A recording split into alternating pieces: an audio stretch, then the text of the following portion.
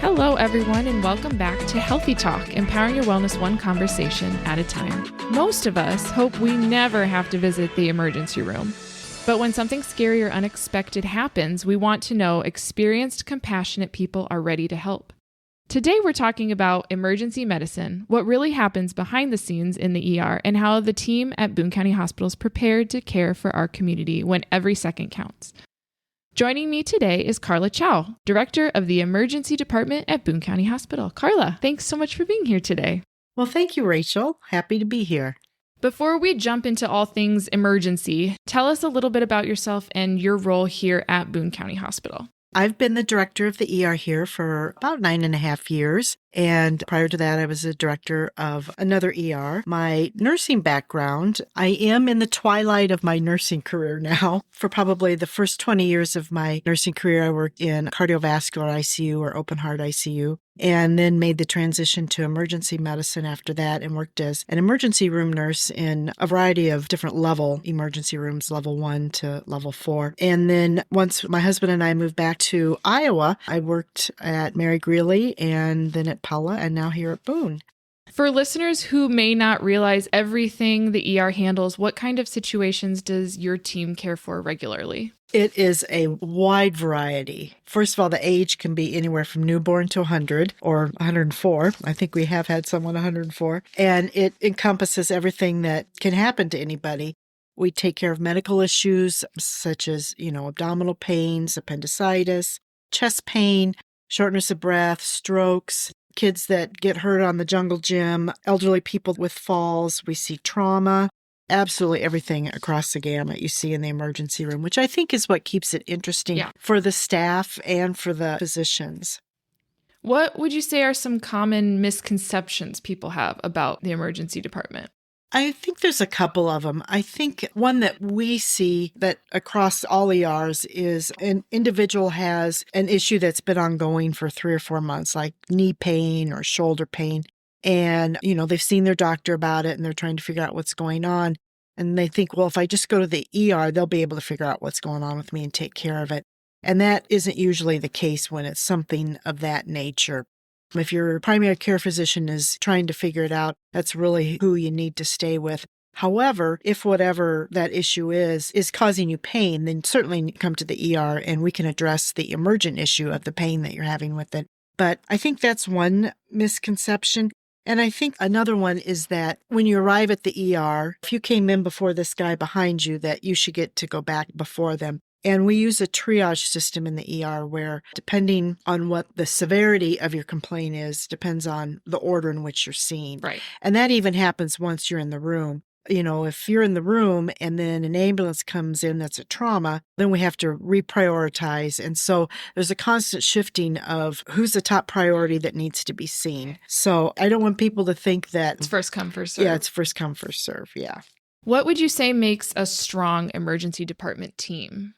I think respect for one another and for the patients. I think the camaraderie that we have amongst ourselves, we're really interdependent on one another. The ER physician can't run the ER by himself. He needs the ER tech and he needs the ER nurse. And the nurses need the physician and the techs. We're all very interdependent on one another.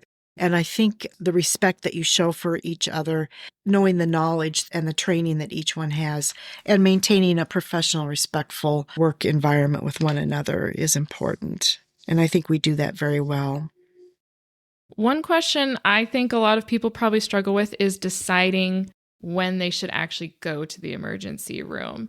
I know I've had that as a parent, especially the first time something happens. You're like, I don't want to be that parent that's taking my kid in for a little thing, but then I don't want to be that parent that's being neglectful of something that needs to be. So what are some situations where someone absolutely should seek emergency care? Well, I think, especially with parents, I always tell parents, go with your gut. Okay. If you feel like you're uncomfortable with this, you're not sure about this, we absolutely want to see them. And if nothing else, just offer reassurance or maybe do some education on things that you need to look for that would be concerning. But things that you absolutely need to go to the ER for are if you're short of breath and you're having trouble breathing, if your lips are purple or blue or your nail beds, chest pain, stomach pain or pressure, seizures, an animal bite, snake bite, bat bites, human bites. Those you need to be seen for. Any severe bleeding, any burns, especially what we call circumferential burns. Like you can burn the tip of your finger and you can probably take care of that at home. But if your whole finger all around it gets burnt, then you need to come in. That's a whole nother ballgame. Eye injuries, infants. If you have a baby that's under 2 months and has a fever, we always work up a baby that's less than 2 months old that has a fever. Any kind of allergic reaction, because you never know if it's going to get better or if it's going to get worse. So it's best just to come to the ER and we can at least monitor you, but there's medicines that we give. If you have uncontrolled pain, broken bones, now the walk-in clinic can also take broken bones, but if you have a broken bone and you can see that it's deformed, just come to the ER. Suspected stroke, asthma, and of course, mental health issues. If you're feeling like harming yourself or harming someone else, please come to the emergency room. So when might urgent care or primary care clinics be a better option? The walk-in clinic, if you're having like upper respiratory colds, flus, like an ear infection, sinus infection, urinary tract infection, something like that. And on our website, we have a good list of things that kind of say, go to your primary doctor for this, go to the walk-in for that, and go to the ER for that. It kind of lays it all out very nicely. So that's helpful. Print it out and stick it on your fridge. Yes, good idea. Do you think people sometimes wait too long before coming in to the emergency room? Yes, sometimes. They don't want to be a bother. They're not real sure. But those big things like the chest pain, the shortness of breath, severe abdominal pain, it's best to come in right away. The most important thing is to rule out that there isn't something emergent or critical going on. You'd rather go there and be like, you're actually okay, than not go and something horrible happen. Yes, and now you've waited too long. Yeah. And exactly. Depending on the season, would you say there are certain emergencies or injuries you tend to see more often? Absolutely. So we're coming up on the summer holidays, so we'll see firework injuries. It seems almost every year we have some related firework injuries. And I think of the winter and I think of skiing and snowboarding. Yeah. We often see things from there. The sporting season gets going, we see injuries related to that. So we absolutely do see. Depending on the season. Coming up this year through Boone. I'm sure the ER will be busy that week. We are, and we're planning with EMS and actually the whole hospital to, a surge of patients coming in. So that'll be a big event for the town and for the hospital. What are some simple ways that families can stay safer and hopefully avoid emergency room visits?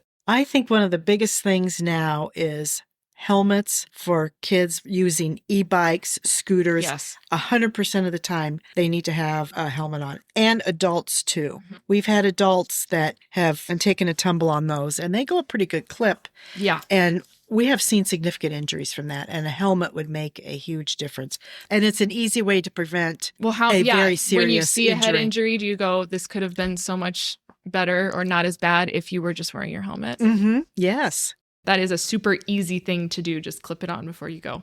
Are there things people can do ahead of time that help your ER staff provide quicker or more effective care during an emergency? I think there's a couple. One of them, I think, and we all talk about this at your doctor's office, at the walk-in clinic, at the ER, bring a comprehensive med list. That's very important. It really helps us to see, especially if you're in with a laceration and we can look at your med list and see you're on a blood thinner. So a comprehensive written out med list is very helpful. And often we get parents that bring in their child with a fever and they say, well, I didn't give them anything for the fever because I wanted you to see what their fever was here. And we 100% believe you if you say they have a fever. Right. If you checked it 2 hours ago and it was 103, we believe you. There's no doubt if you come in with a child with a fever. So please treat the fever at home, and you can bring them in after you've given them Tylenol too. The emergency department can be a very emotional place for patients and families. How does your team support people during difficult moments? I think for our team, compassion is a huge part of emergency care. Patients come in and they're scared, they're overwhelmed.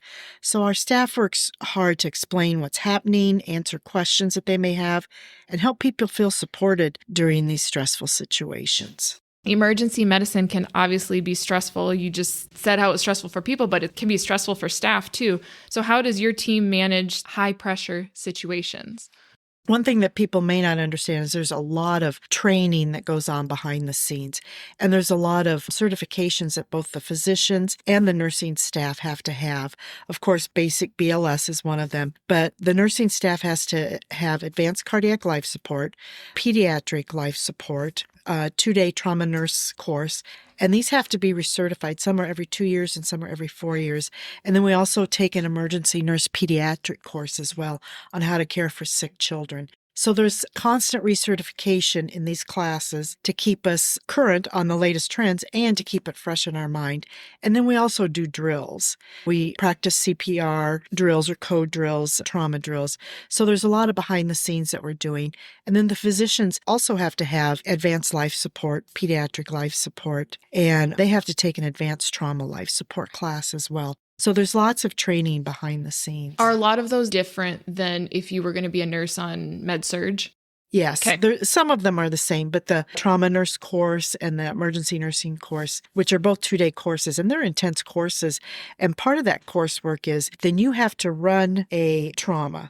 You're the lead on the trauma, and you have to work through the scenario in front of an instructor and what you would do. So they're very intense training, but very thorough and good training. Yeah. So yeah. Without sharing anything confidential, do you have a patient moment or experience that has stayed with you throughout your career? I think there's many. There's those where the outcome was good, the outcome was positive, and then the others that stick with you are the ones where the outcome wasn't good, where it wasn't what you wanted. What are you most proud of when it comes to our emergency department at Boone County Hospital? I would say without a doubt, it's the people, the staff, and the physicians that work there. I get kind of emotional talking about them, but I think we just have a wonderful team here at Boone County Hospital. For a smaller town and a small hospital, I think we have excellent nurses, physicians, and techs that really put 100% effort into their day here. Absolutely. And how they care for patients. How would you say that care in a rural community hospital differs from what people would expect at a larger hospital? I think sometimes it's like the resources. Like we don't have ultrasound or MRI available after 4 o'clock. Okay. So those things can only be scheduled 8 to 4, Monday through Friday. So we don't have those resources where they would at a larger hospital. That's some of it. Another thing on the positive is I think, your wait times at a larger urban hospital are going to be a lot longer. Yeah. I think we get people in pretty quickly. I think if you're on the waiting end of it, it seems forever to get tests back or whatnot. But I think, the turnaround is pretty average for what it would be at any hospital, maybe a little bit quicker here. But I think it's the personalized care too. A lot of our staff know people in the community and they live here. They're part of it. It's their community too. They want to help and take care of their family, friends, neighbors. Yes, absolutely. What would you say that serving this community means to you personally? I think for me personally, and I think I can speak for our team as well, that serving our community means, we come to work every day with a commitment to compassion, to excellence, quality care, readiness, especially when people are at their most vulnerable. For our team, it's more than just delivering medical care. It's about being a trusted safety net, whether it's a life-threatening emergency, a mental health crisis, or someone who just simply doesn't know where else to go. But we're here 24/7, and we're here to provide not only clinical expertise, but also, reassurance, dignity, and respect. It also means, I think, being prepared for anything. It requires constant teamwork, adaptability. We're constantly reprioritizing what we need to be taking care of immediately. We have to have some resilience. We train, we support one another, and we hold ourselves accountable. Our community depends on us to be ready in moments that really, truly matter. And I think on a deeper level, serving our community means building trust. Every interaction is an opportunity to make someone feel seen, heard, and cared for, and that really is something we take very seriously. I'm incredibly proud of our team here because they just don't do their jobs. They genuinely care about the people behind every patient's story, and I think it's that commitment is what defines us on how we serve. Absolutely. What advice would you give to someone interested in a career in healthcare or emergency medicine? I would say first shadow somebody. Okay. Come in and shadow, and maybe not just the ER, but, maybe on the med surg unit, in OB, shadow for a few hours to kind of get a feel for it. But I will tell you, it's a very rewarding career. I think it's something that once you become involved in it, and it's a very rewarding career, and it's something that I have found to be, for my life, it was absolutely what I was called to do. Finally, if listeners remember one thing from today's conversation, what would you want it to be? That our ER is here to care for our community, and we take pride in taking good care of our community. Carla, thank you so much for joining us today and giving us a behind-the-scenes look at emergency medicine and the incredible work happening here at Boone County Hospital. Well, thank you, Rachel. It was really nice visiting with you. And thank you to all our listeners listening to Healthy Talk. We hope today's conversation not only answered questions about when to seek emergency care, but also reminded that there's a compassionate, highly trained team here at Boone County Hospital, ready to care for our community when it matters most. If you enjoyed today's episode, be sure to subscribe and share it with a friend or a family member. Stay connected with Boone County Hospital for more conversations focused on health, wellness, and the people caring for our community every day. Until next time, stay informed, stay healthy, and keep the conversation going with Healthy Talk.